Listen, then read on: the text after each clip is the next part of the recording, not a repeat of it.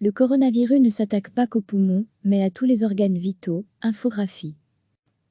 Depuis le début de l'épidémie de coronavirus, la plupart d'entre nous pensons que ce virus est une forme de grosse grippe, et dans certains cas, très rares, il s'attaque à nos poumons et se transforme en pneumonie avec un syndrome respiratoire aigu.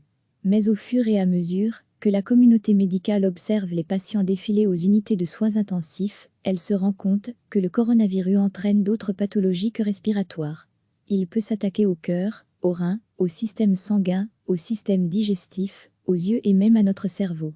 Les médecins n'en sont encore qu'au constat, mais il est désormais très clair que le Covid-19 est un virus qui ne s'attaque pas qu'à notre système respiratoire. Nous connaissons les symptômes en général évoqués, une fièvre, de la fatigue, de la toux et finalement, des difficultés respiratoires. Mais depuis le début de l'épidémie, d'autres types de symptômes, désormais identifiés au coronavirus, se sont manifestés chez beaucoup de patients, comme de grosses céphalées, des diarrhées, des engelures au bout des pieds, des conjonctivites. Plus rarement, des patients se sont révélés positifs au Covid-19, alors qu'ils avaient été diagnostiqués pour un infarctus, une embolie pulmonaire. Nous savons que le coronavirus porte ce nom parce qu'il s'identifie par une couronne de petites protéines pointues. Grâce à ces pics, le virus s'accroche aux membranes cellulaires des voies respiratoires, qui produisent une protéine appelée ACE2. Chez certaines personnes, le Covid-19 parvient à briser le verrou de cette protéine ACE2 et à pénétrer dans la cellule humaine pour libérer son matériel génétique. En se multipliant, les copies du virus s'éclatent et infectent les cellules voisines. Peu à peu, l'infection se propage à l'intérieur des poumons. Une fois que les alvéoles pulmonaires sont endommagées, elles peinent à approvisionner le sang en oxygène. Parfois, elles se gonflent et certaines zones des poumons se remplissent de liquide, de pus et de cellules mortes. Cela rend la respiration plus difficile, d'où la nécessité de mettre les patients sous ventilation. Cette obstruction des voies respiratoires peut être si importante qu'elle provoque alors une détresse respiratoire aiguë, parfois mortelle. Certains cliniciens soupçonnent dans ce processus une réaction excessive et désastreuse du système immunitaire connue sous le nom de tempête de cytokines. Les cytokines sont des molécules de signalisation chimique qui guident une réponse immunitaire saine. Mais dans une tempête de cytokines, les niveaux de certaines cytokines montent bien au-delà de ce qui est nécessaire et les cellules immunitaires commencent à attaquer les tissus sains. Mais depuis peu, certains scientifiques focalisent leur attention sur un système d'organes entièrement différent du système respiratoire.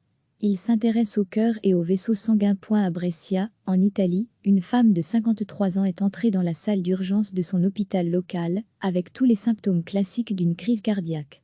Mais quand les médecins ont injecté du colorant dans ses artères coronaires, cherchant le blocage qui signifie une crise cardiaque, ils n'en ont trouvé aucun. Un autre test a révélé pourquoi la femme avait le Covid-19. La perturbation semble s'étendre au sang lui-même. Parmi les 184 patients Covid-19, dans une unité de soins intensifs néerlandaise, 38% avaient du sang qui coagulait anormalement et près d'un tiers avaient déjà des caillots. Selon une récente étude de chercheurs zurichois, la maladie Covid-19 est une inflammation vasculaire systémique. Cela explique pourquoi elle provoque autant de problèmes cardiovasculaires et de défaillances d'organes vitaux.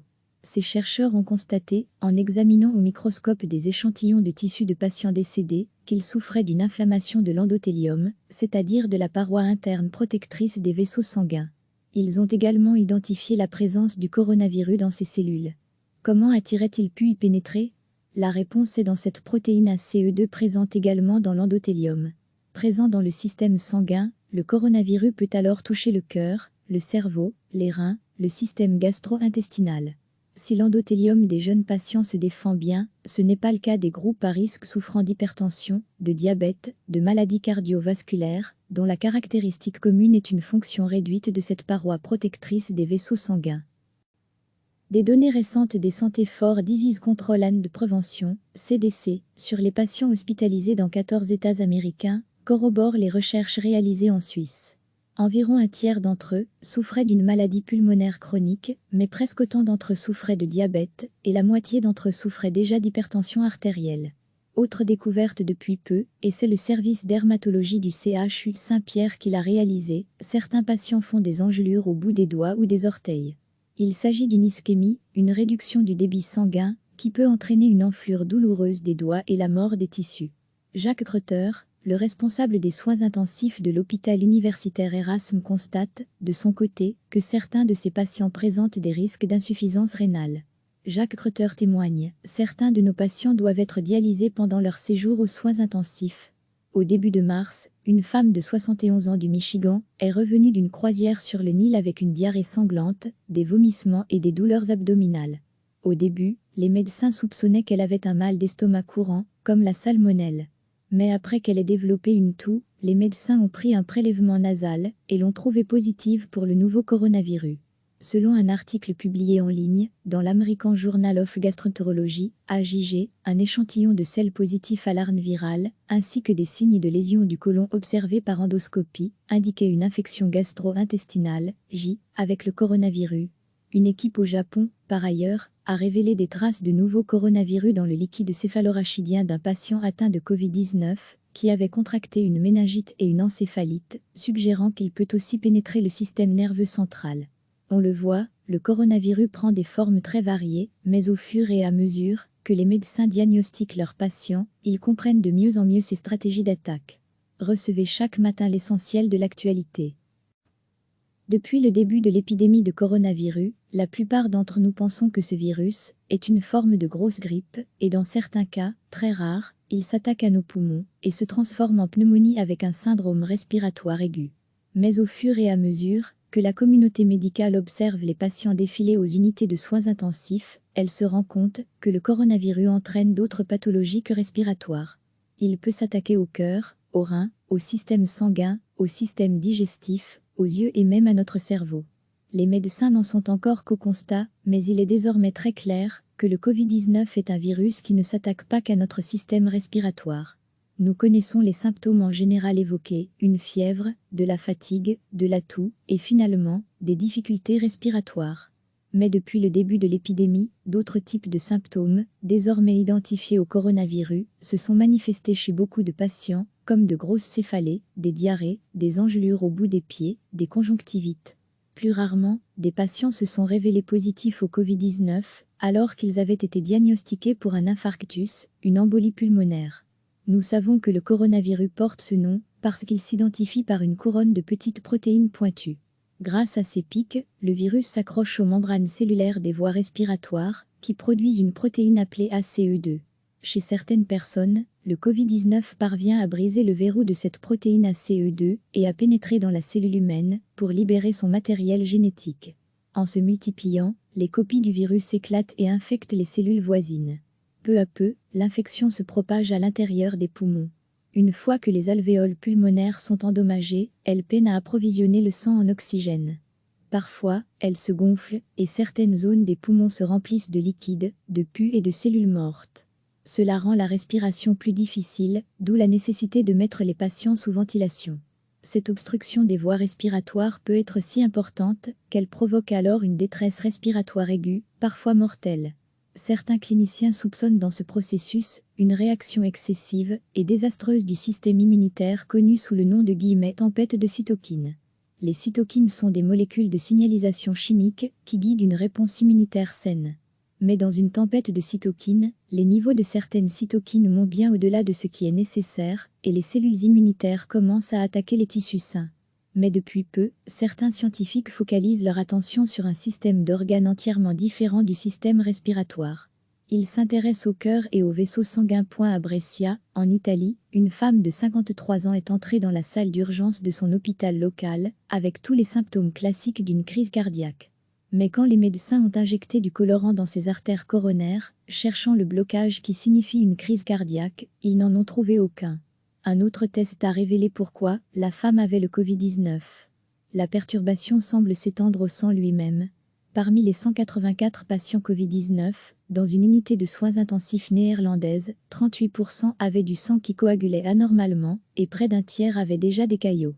Selon une récente étude de chercheurs zurichois, la maladie Covid-19 est une inflammation vasculaire systémique. Cela explique pourquoi elle provoque autant de problèmes cardiovasculaires et de défaillances d'organes vitaux. Ces chercheurs ont constaté, en examinant au microscope des échantillons de tissus de patients décédés, qu'ils souffraient d'une inflammation de l'endothélium, c'est-à-dire de la paroi interne protectrice des vaisseaux sanguins. Ils ont également identifié la présence du coronavirus dans ces cellules. Comment a-t-il pu y pénétrer? La réponse est dans cette protéine ACE2 présente également dans l'endothélium. Présent dans le système sanguin, le coronavirus peut alors toucher le cœur, le cerveau, les reins, le système gastro-intestinal. Si l'endothélium des jeunes patients se défend bien, ce n'est pas le cas des groupes à risque souffrant d'hypertension, de diabète, de maladies cardiovasculaires, dont la caractéristique commune est une fonction réduite de cette paroi protectrice des vaisseaux sanguins. Des données récentes des Santé for Disease Control and de prévention, CDC, sur les patients hospitalisés dans 14 États américains, corroborent les recherches réalisées en Suisse.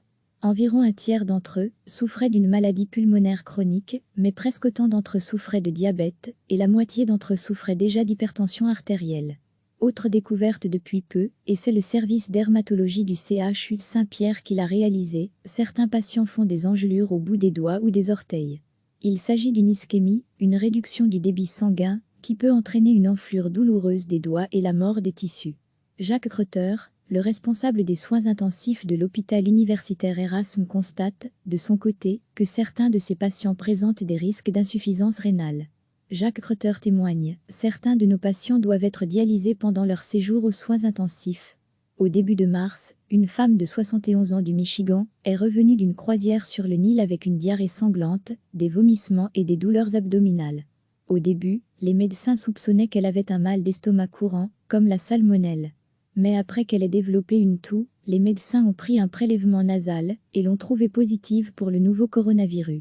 Selon un article publié en ligne, dans l'American Journal of Gastroenterology, AJG, un échantillon de sels positifs à l'ARN viral, ainsi que des signes de lésions du côlon observés par endoscopie, indiquaient une infection gastro-intestinale, J, avec le coronavirus. Une équipe au Japon, par ailleurs, a révélé des traces de nouveaux coronavirus dans le liquide céphalorachidien d'un patient atteint de Covid-19, qui avait contracté une méningite et une encéphalite, suggérant qu'il peut aussi pénétrer le système nerveux central. On le voit, le coronavirus prend des formes très variées, mais au fur et à mesure que les médecins diagnostiquent leurs patients, ils comprennent de mieux en mieux ces stratégies d'attaque. Cliquez sur s'abonner pour recevoir les dernières nouvelles.